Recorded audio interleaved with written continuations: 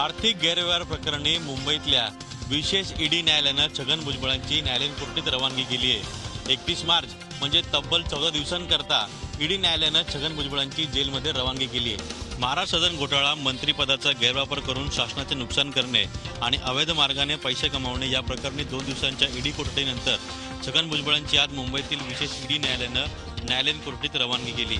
31 मार्चपर्यंत छगन भुजबळांना न्यायालयीन कोठडीत देण्यात आली आहे। तर आज समीर भुजबळ आणि छगन भुजबळ यांची ईडी कार्यालयात समोरासमोर बसून चौकशी करण्यात आली।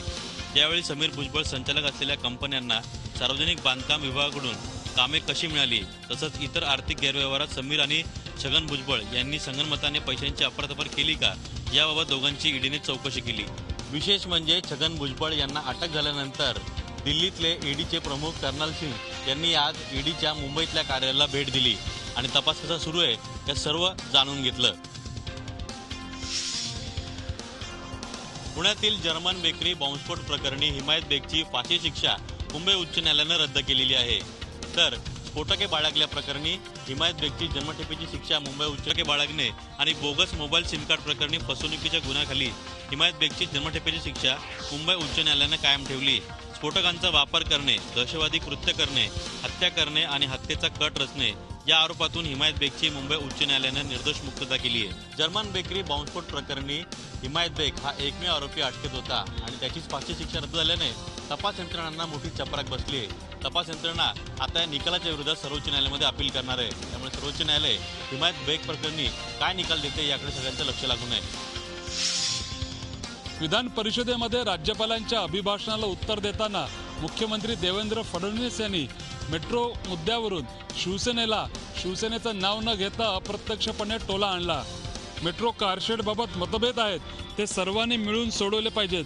मेट्रो काही माझ्या एकट्याची नाही, माझं घर तर नागपूरला आहे, मी रिटायर झाल्यावर तिकडेच जाणार, पण जेव्हा जाईन तेव्हा हे सगळं काम असं करून जाईन की सर्वांना वाटेल नागपूरचा माणूस मुंबई बदलू शकतो। मुंबईत ज्यांचा जन्म झालाय, मुंबईत ज्यांना राहायचं आहे, खरं तर त्यांनी याकडे लक्ष देण्याची गरज आहे, असं सांगत मुख्यमंत्र्यांनी शिवसेनेला अप्रत्यक्षपणे का होईना टोला आणला। राज्यात आदिवासी मुलांना दिल्या जाणाऱ्या स्वेटर वाटपामध्ये दिरंगाई झाल्याचा मुद्दा आज विधान परिषदेमध्ये चांगलाच गाजला। प्रश्नोत्तराच्या तासाला या प्रश्नावर तब्बल 20 मिनिटं विरोधक आणि आदिवासी विकास मंत्री विष्णू सावरा यांच्यामध्ये जोरदार खडाजंगी झाल्याचं बघायला मिळालं। या निमित्ताने विरोधी पक्षनेते धनंजय मुंडे यांनी आदिवासी विभागात सावळा गोंधळ सुरू असल्याचा आरोप केला। जर टेंडर प्रक्रियाच पूर्ण झाली नसेल तर टेंडर काढता कशाला, असा सवाल मुंडे यांनी यावेळी उपस्थित केला। आदिवासी मुलांसाठी स्वेटर देण्याच्या टेंडर प्रक्रियेला उशीर झाला आणि त्यात तक्रारी आल्यानं, हिवाळाही संपत आल्यानं ही सर्व प्रक्रिया रद्द केल्याचं आदिवासी विकास मंत्री विष्णू सावरा यांनी सांगितलं। तर पुढील वर्षी अशा प्रकारची दिरंगाई होणार नाही अशी ग्वाही सुद्धा विधान परिषदेमध्ये उपस्थितांना दिली। राज्याचा विकास दर गेल्या वर्षीच्या 5.8% तुलनेत 8% गेलेला आहे, म्हणजे हा विकास दर मोठ्या प्रमाणावर वाढलेला आहे। दुसरीकडे कृषी क्षेत्रात जी घट झालेली आहे त्यामुळे ग्रामीण अर्थव्यवस्थेवर त्याचा मोठा विपरीत परिणाम झालेला आहे। सलग 2 वर्ष आलेल्या दुष्काळामुळे कृषी संलग्न क्षेत्रामध्ये जवळपास 2.7% घट अपेक्षित आहे। अन्नधान्य उत्पादनात जवळपास 24.9% म्हणजे जवळपास 25% घट अपेक्षित आहे। तर कडधान्य उत्पादनात तब्बल 47% घट अपेक्षित आहे। त्यामुळे पुढच्या वर्षात कडधान्य आणखीन महागण्याची चिन्ह आहेत। कापूस उत्पादन 60% घटल्याचं या आर्थिक पाहणी अहवालात म्हणण्यात आलेलं आहे। राज्यातील दुग्ध व्यवसायही मोठ्या अडचणीत आहेत। राज्यातील जवळपास 43% दूध संस्था आणि 51% दूध संघ हे तोट्यात आहेत। दुसरीकडे मेक इन इंडियामुळे राज्यातील उद्योग क्षेत्रात मोठी गुंतवणूक होईल आणि रोजगार मोठ्या प्रमाणावर उपलब्ध होईल अशी शक्यता या आर्थिक पाहणी अहवालात व्यक्त करण्यात आलेली आहे। राज्याच्या उद्योग क्षेत्रात 5.9% म्हणजे जवळपास 6% वाढ अपेक्षित आहे। तर सेवा क्षेत्रातील वाढ ही जवळपास 10.8% आहे। त्यामुळे उद्योग आणि सेवा क्षेत्रातील वाढीमुळे राज्याचा विकास दर 8%वर पोहोचलेला आहे। दरवर्षी सिंचनाच्या आकडेवारीवरून आपल्याला माहिती आहे गदारोळ होतो, परंतु गेली सलग 4 वर्ष आर्थिक पाहणी अहवालामध्ये सिंचनाची आकडेवारीच गायब झालेली आहे। अर्थमंत्री सुधीर मुनगंटीवार भाजप शिवसेना सरकारचा दुसरा अर्थसंकल्प उद्या विधानसभेत मांडणार आहेत। हा अर्थसंकल्प मांडताना अर्थमंत्र्यांसमोर आव्हानांचा डोंगर उभा आहे। प्रामुख्याने राज्यावर 3,33,000 कोटींचं कर्ज असताना खर्च आणि उत्पन्न याचा ताळमेळ बसत नाहीये. खर्च जास्त तो उत्पन्न कमी अशी साधारणतः राज्याची सध्याची अर्थस्थिती आहे. प्रामुख्याने महसुली जमेसंदर्भात जी उद्दिष्ट सरकारने ठेवली होती ती या वर्षात पूर्ण झालेली नाहीयेत. दुसरीकडे खर्चाचा बोजा मात्र LBT, दुष्काळ, त्याचबरोबर टोल माफी याच्यामुळे मोठ्या प्रमाणावर वाढलेला आहे. आणि याच्यातच या सगळ्यावर मात करत आणि काटकसर करत कठोर निर्णय घेत उद्याचा अर्थसंकल्प अर्थमंत्र्यांना मांडावा लागणार आहे. एका निवासी संकुलातील सेप्टिक टँक साफ करताना चौघांचा मृत्यू झाला होता. नागपूरच्या हिंगणा येथील इसासनीमध्ये हा प्रकार घडला होता आणि विषारू वायूमुळे या चौघांचा मृत्यू झाला होता. या संपूर्ण प्रकरणाची गंभीर दखल घेत राष्ट्रीय सफाई आयोगाने घटनास्थळाचा दौरा केला आणि एकूणच तिथले सगळे पाहणी देखील केली. या संपूर्ण प्रकारात एकीकडे पीडित परिवार सरकारकडे मदतीची याचना करत असतात, तरी दुसरीकडे मात्र या संपूर्ण प्रकाराकरता जबाबदार असलेल्यांवर कारवाईची मागणी देखील आता पुढे येते. या मोर्चात हजारोंच्या संख्येने महिला पुरुष मच्छीमार सहभागी झाले. या मोर्चाच्या माध्यमातून राज्य सरकारला मच्छीमारांनी आपली ताकद दाखवून दिली. पर्ससीन नेट ट्रॉलर्सचे सर्व परवाने रद्द करावेत. मच्छीमार समाजाला त्यांचा व्यवसाय वाचवण्यासाठी मूलभूत सोयीसुविधा उपलब्ध करून द्याव्यात ही प्रमुख मागणी आहे. दामोदर तांडेल यांच्या नेतृत्वाखाली काढण्यात आलेल्या या मोर्चात पर्ससीन नेट ट्रॉलर्सला राज्य सरकारने परवाने उपलब्ध करून देण्याच्या निर्णयावर नाराजी व्यक्त करण्यात आली. परप्रांतीयांचं या व्यवसायात अतिक्रमण होत असल्याचा मच्छीमार समाजाचा आरोप आहे आणि त्याबद्दल समाजात चीडही आहे.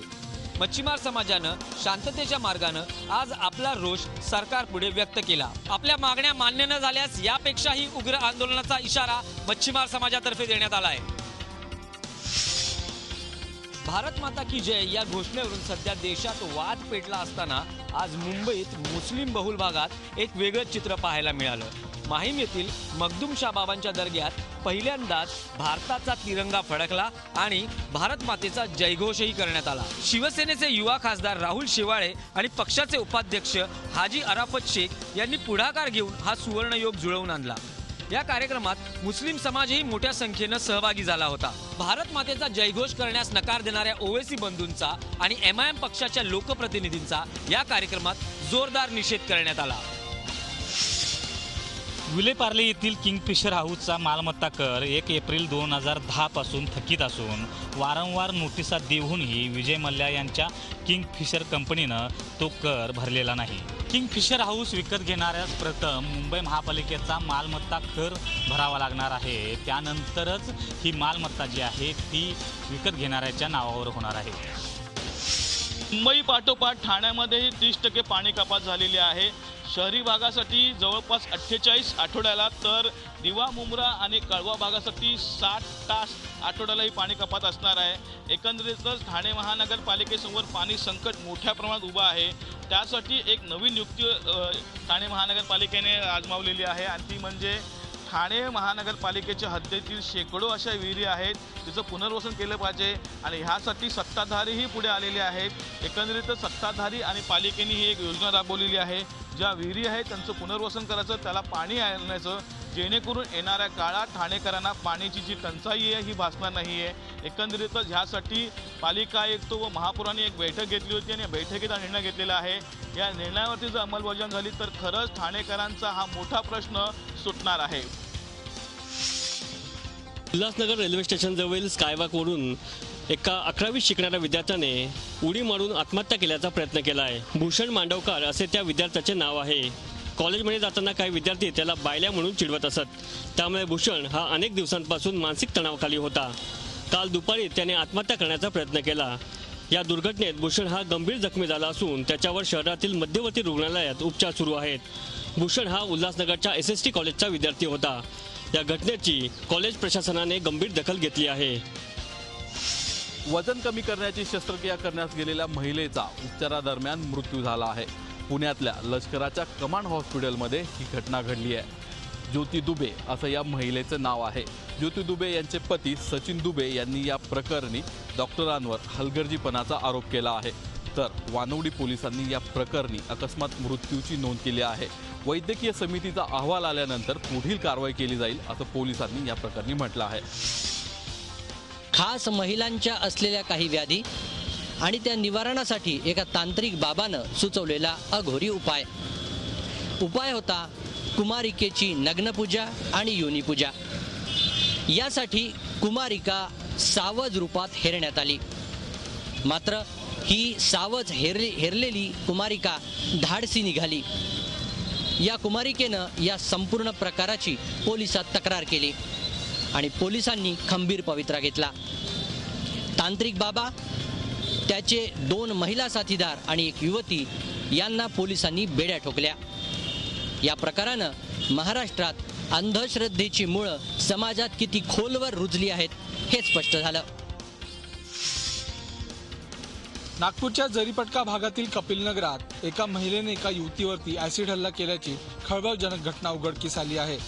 संघमित्रा चव्हाण असं या महिलेचं नाव असून संघमित्रा चव्हाणच्या पतीचे व या युवतीचे संबंध असल्याचा संशय संघमित्रा चव्हाणला होता आणि याच संशयाच्या आधारावरती तिने हा हल्ला या युवतीवरती केलेला आहे. या हल्ल्यात युवती जखमी झाली असून पोलिसांनी संघमित्रा चव्हाणला अटक केलेली आहे. एका निवासी संकुलातील सेप्टिक टँक साफ करताना चौघांचा मृत्यू झाला होता. नागपूरच्या हिंगणा येथील इसासनीमध्ये हा प्रकार घडला होता आणि विषारू वायूमुळे या चौघांचा मृत्यू झाला होता. या संपूर्ण प्रकरणाची गंभीर दखल घेत राष्ट्रीय सफाई आयोगाने घटनास्थळाचा दौरा केला आणि एकूणच तिथे सगळी पाहणी देखील केली. या संपूर्ण प्रकारात एकीकडे पीडित परिवार सरकारकडे मदतीची याचना करत असतात तर दुसरीकडे मात्र या संपूर्ण प्रकाराकरता जबाबदार असलेल्यांवर कारवाईची मागणी देखील आता पुढे येते. गोंदिया जिल्ह्यातील आमगाव नगरपंचायत अधिकारी नसल्यामुळे सध्याच्या स्थितीला वाऱ्यावर असल्याची स्थिती आहे. तर आमगावला नगर परिषदेचा दर्जा द्यावा अशी मागणी येथील नागरिकांनी केली होती. तर त्या अनुषंगाने उच्च न्यायालयात रीट याचिकासुद्धा दाखल करण्यात आली होती. तर यामध्ये राज्य सरकारने हस्तक्षेप करावा असे निर्देश उच्च न्यायालयाने दिले होते. त्या अनुषंगाने गेल्या काही महिन्या अगोदर या ठिकाणी प्रशासकसुद्धा नेमण्यात आले होते. परंतु सध्याच्या स्थितीला प्रशासकाचा कार्यकाळ संपल्यामुळे या ठिकाणी कुठलीही अधिकारी नाही. त्यामुळे शहराची स्थिती बिकट झाल्यामुळे नागरिकांच्या समस्या तोंड काढू लागल्या आहेत.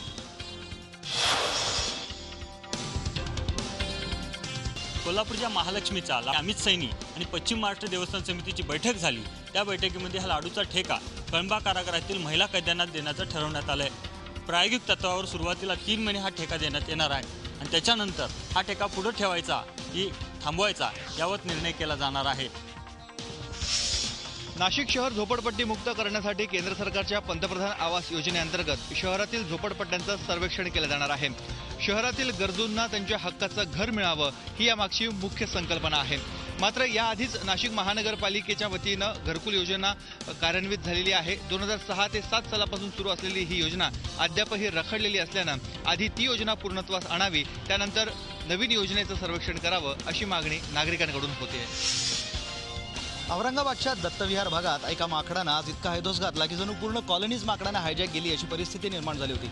सकाळी 9 वाजल्यापासून तर संध्याकाळी 7 वाजेपर्यंत या माकडांच्या ताब्यात ही कॉलनी होती. अखेर वनविभागाचं पथक आलं, त्यांनी माकडाला सोडवलं आणि कॉलनीतल्या लोकांनाही सोडवलं. मात्र यात एक गोष्ट महत्त्वाची राहिली आणि ती म्हणजे या माकडाच्या मरकटलीला. या माकडाच्या मरकटलीला आज पूर्ण कॉलनीला हसवलं सुद्धा आणि रडवलं सुद्धा. राज्य सीमेवर असलेल्या यवतमाळ जिल्ह्यामध्ये गौवंश तस्करी आणि गौहत्येच्या घटना मोठ्या प्रमाणात घडत असल्यामुळे हिंदुत्ववादी कार्यकर्त्यांमध्ये रोष व्यक्त आहे. पोलीस प्रशासन, आरटीओ विभाग आणि पशुसंवर्धन विभागावर कार्यकर्ते संतप्त झाले आहेत. राज्य सीमा तपासणी नाका पिंपळखुटी येथे 112 गाई, बैल आणि वासरांची सुटका विश्व हिंदू परिषद व बजरंग दलच्या कार्यकर्त्यांनी केल्यानंतर हा संताप व्यक्त करण्यात आला आहे.